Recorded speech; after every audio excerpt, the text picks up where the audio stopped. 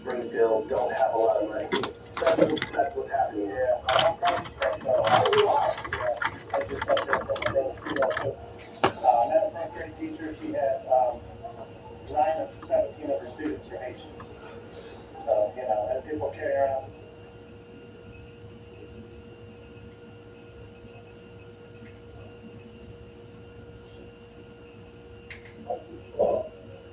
Welcome to the final presidential race in the Downs. They're at the gate, and they're off. Jumping out in the lead is Joe has dementia. And no, he doesn't, with shocking reality close behind. It's Joe has dementia and shocking reality. And now here comes a disastrous debate. The disastrous debate falls back as Kamala takes the reins. The honeymoon falls off quickly as word salad and cackling hyena move into position. And here comes nasty attitude, followed by no children and drinking heavily. Coming down the back stretch, drinking heavily, moving ahead of word salad, but coming on the inside is bumbling interviews.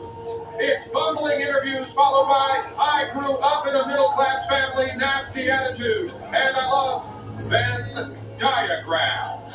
A wide open border challenging for second going into the clubhouse turn. Passing on the rail is fake black accent, followed by I grew up in a middle-class family, fake Latin accent, and my husband slaps me. Here they come spinning out of the turn, word salad in the lead, but here comes unburdened by what has been. Biden was stronger and disappointed. Barry are neck and neck, and down the stretch they come. I did the prize is pulling away from I did the Willie Brown by a length, but coming in strong is Cut the Interview. Cut the Interview is passing awkward cringe, and I grew up in a middle-class family, and at the wire, it's nasty attitude. Word salad, a campaign in shambles, and at least I ate Donald Trump. Panera's mac and cheese.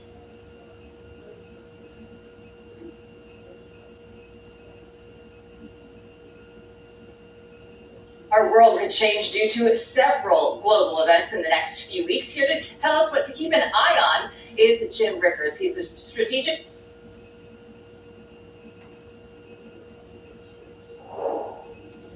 How can I make sure that employees can access all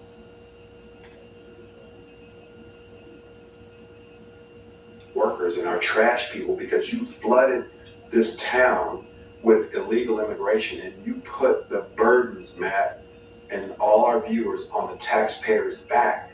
That's not fair. And one real quick, and the reason why the black vote is so much in play, one of the reasons is what's brewing from Chicago, Oakland, and all of the major cities here in Atlanta too. Wait a minute, you're gonna put those folks over us where we've been here for almost 400 years? Oh, that's one of the other reasons why the black vote is in play. And the left has continued to put preferential treatment on people who never paid into our system, which is the tax system, of course, which is straining our health and human services, straining our education system, facts, and just pushing Black America to the side and the American taxpayer to the side. This is why, brother Matt, New York's in play, and many other reasons why. And tomorrow is going to be quite the coverage here on Right Side Broadcasting Network. Before I let you go, Bruce, I started the broadcast earlier talking about a question. Who do you want to represent you? So obviously, if you're an actor, you want a good agent. Or if you're looking for a home, you want a good real estate agent to represent what you're looking for. And when President Trump is in the room with global leaders or making these decisions, I generally just personally right here want someone like him representing me, we the people, making those decisions. Can you talk to us a little bit about that versus what it would be like if Harris was in that position? Yeah, this is what our great republic was designed for. Think about this. When I said encouraging people to run for city council, state house, etc., we want good, solid, and of course I'm biased to business people because I've been in business for almost 30 years. I understand P&L, understand, paying my payroll taxes quarterly on time, and my sales tax, and my inventory tax, and my property tax, which is right at 49+% out of my revenue stream. But you take that powerful, profound life experience, you serve on the board, you serve on the church board, you build the business, you understand what it's like not to be paid, but you pay your employee. I know what that's like. A lot of us is watching this. 30+ million of small business people in the United States. We make up 62+% of the GDP, Matt. That means we actually control the revenue stream. So we want to inspire, watch this, good stewards of the money, not an identity of what color they are. Do you have the ability to balance the budget? Do you have the ability to do what's right, to be a good steward of the people's money? That's what we got in President Trump. Case in point, the negotiations of the land deal in Israel on the embassy, if you remember. He saved billions of dollars. Whoa, on Lockheed, when they tried to shut it down the taxpayers' back, and he got it to cut hundreds of millions of dollars. Negotiation, being a good steward of the money, pushing the money back to the we the people, by the people. That's what you want to inspire in someone to handle the nation's checkbook. Not a political person that's been in government 40, 50 years like Joe and Kamala and all these lifetime politicians. They don't understand what it's like to go without and pay a couple of employees, or go take your credit card to meet payroll. All the viewers, y'all know what that feels like. Those are the resilient, that's the people who you want to be the head of these particular counties, cities, states, and yes, these United States of America, the Oval Office, President Trump. Bruce LaBelle, longtime friend of President Trump and also advisor to the president. Bruce, awesome to have you on. I look forward to watching your speech. Now, it's on Monday, is that right? That's correct. All right, so we'll see Bruce again on stage in Atlanta, Georgia on Monday. Bruce, thank you so much for joining us here at Right Side. Yep, thanks for having me, Matt. God bless. You too. All right, Bruce LaBelle, right there, live on Right Side Broadcasting Network. It's 11:48. A couple of sponsors to thank as we look live in Novi, Michigan. President Trump, 2 stops today on the RSBN doubleheader, headed to State College, Pennsylvania a little later. So we've got the 12 o'clock speech in Michigan coming up. And then we've got the State College speech around 4 o'clock. Nikki Stanzione will be there live, so it'll be great to see the people of Pennsylvania along with Nikki there. Of course, Matt Cain, Titus Ellis Smith has been bringing live coverage in the swing state of Michigan as well today. So a lot coming up here on Right Side Broadcasting Network. Let's go to some of our sponsors. If you go to PatriotAddictDeals.com, this is for one of their products. The Trump Life is the one on display today, as you see there. A lot of great products, MAGA Trump products on PatriotAddictDeals.com. Get a 20% off discount by using the promo code RSBN20. You see that product again, PatriotAddictDeals.com. Next up, Republican Red Winery, the Never Surrender Pinot Noir. There are only a few bottles left at this point.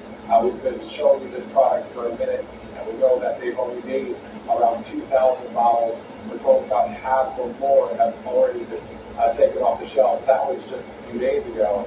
We know that, again, this product has been displayed on our air a few times over the past week or so. So if you're looking for that collector's item, and also maybe to sip some vino on November 5th after a win, if that's your thing, RepublicanRed.com, Never Surrender, Collector's Edition. Great sponsor here at Right Side Broadcasting Network. Now on that left side of your screen there, we see Novi, Michigan. It is spelled N-O-V-I. I thought it was Novi, but it's Novi. So 2 stops there in the great state of Michigan. The Great Lakes State, the Wolverine State, as Bobby McNeely was calling it as well yesterday, as the Michigan Wolverines based right there in that state. Speaking of football, Ohio State at Penn State. President Trump might be stopping by there a little bit later before the election. So hey, we are back here in Novi, Michigan, and it is a full room. And Matt was saying earlier that, you know, back there behind the barricades, it's packed, and it's even more full than it was beforehand. So many people are out.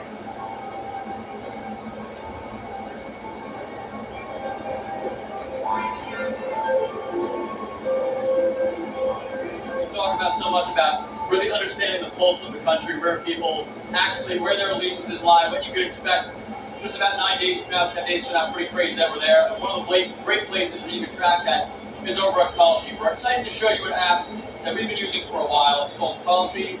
It's the first legal exchange where you can trade your bet on any event. For the first time in 100 years, they received approval to list markets to trade on the outcome of an election, making it legal to trade on this year's U.S. election. They have markets on who will win the presidential election in control the House and Senate, who will win swing states, and even the popular vote. If you don't want a better trade, you can also look at the live odds to see who is more likely to win the race. Kalshi is the first legal exchange in the U.S. to trade on these kind of events. The elections markets are now live to trade, and Kalshi is the first regulated place where you can do this. I'm proud to have Kalshi as a sponsor, and I hope you check them out at kalshi.com/RSVN. Boom.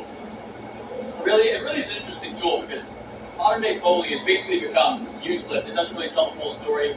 Even if you look at the last couple elections, they're always covered as 50-50, and they're not. At least the Electoral College, that is. And even in 2016, it was worse than 50-50. Is that Hillary Clinton was definitely going to win. This Trump movement was a quick little blip in the radar because the Republican Party was fed up with what they had. They wanted to send a message. They ended up winning. So when you go to these markets where money is involved, it really does tell you where people who are really putting their own finances into the game, it really tells you what they're expecting. I say it's a little bit of a better barometer than a typical poll. Oh yeah, 100%. It's so crazy. These betting polls are so in favor of Trump. It's crazy. They are, yeah. Like it's like not even a close call. They're like, no, he's got it in the back. So if you vote on him and he wins, like you're about to make some bank. Yeah. Well, again, that's also not asking 1,000 people in the country, 300 million, who they think is going to win, and then using that as fact at 50-50. It's a lot of money pouring in. Again, no one wants to give away money. Money's something that people obviously take very, it goes without saying, they take that very seriously, their finances. So people will be putting their money into it, and large sums of money at times. Again, we all have to wait and see how it plays out, but it certainly tells you where the perception is right now. If that's where the perception is, that's coming from the people. And honestly, it's funny you said it because the perception is reality to some people as well. Like a lot of people, just because of all the coverage that Donald Trump's getting, and grateful, will be like, oh, well, maybe see him in a new light because he's being seen in a positive light because so many people are so fed up that you have people like Bryce Hall going on Fox News talking about how he supported Trump and how Kamala Harris is fake and how she doesn't come off genuine and how Trump's just really real and authentic. It's just the kind of the crux of what's changed everybody's mind. It's just kind of like, I was lied to, Trump's a real one, and his perception has changed. And it's been positive. And because of that positive perception, everybody's supporting him. And that's why these polls and these betting markets are all saying hey, Trump's going to win this in a landslide. Well, that is essentially what the money's saying. And the mention of reality is so important because President Trump is real, whether you love him or hate him. And the vast majority of people in this country do love him or at least support him. The people that hate him are a vocal minority, but they are a minority because he's real. I mean, that's a major appeal in American politics. There's very few real people, if any, other than President Trump, involved in American politics. So when he's out there, he's doing every podcast, he goes to these hostile networks, he'll talk to anybody. He goes to a lot of these forums where he's actually sparring with the moderators on economic policy and a lot of other issues. He's real, and you know what he says is what he actually means and what he intends to do. Kamala Harris is the exact opposite of that. Everything's scripted, everything's pre-planned, she's not visible. When she gives her answers, she either speaks these word salads that end up going nowhere, or she has these scripted remarks that don't even make them a comment. So it's just such a stark contrast, and the choices couldn't be more clear. Aside from policy, but also the personality of the president, which is important to a certain extent, because that influences their policy and the support they have behind that policy. Kamala Harris clearly is very fearful, doesn't exude leadership in any way, shape, or form. President Trump is the exact opposite, a very strong leader, both domestically and on the national stage as well. International stage, I should say. She doesn't give any sort of confidence or honesty in her approach to the way she speaks. Like you said, she switched up on so many policies just for political gain. It's so that you as the American can see her saying all these things and go, oh, well, maybe I do line with them. But she doesn't even align with them. She had it in the last 2.5 years. She has it in her whole career. She's been said to be more to the left than Bernie Sanders. And you really expect us to believe that she just flip-flopped all her policies and just in time for her to be running for president? No, I'm sorry. I will not fall for that. Nobody is. And nobody believes it when it comes out of her tongue. And that's the difference between Donald Trump and her. Is Donald Trump is an authentic voice. You said this earlier. It's what he says, he means. Regardless of whether you like it or not, he means every word that comes out of his mouth. You can tell that it's coming from the heart. It's coming this is how I feel about it. Whether it's controversial or not. You don't like it? I don't care. It's going to benefit you. I believe it will. It has already. And we're going to benefit you even more. We're going to do even better for you going forward. And you can just feel it. I feel like if you're a BS tester, you can tell he's telling you the truth. He's telling you the honest truth, or at least what he believes to be true, what he wants to do for you in a positive light. Kamala Harris is just, what can I do to win? What can I say to win? What can I do to manipulate and sway people to like me and see me in a positive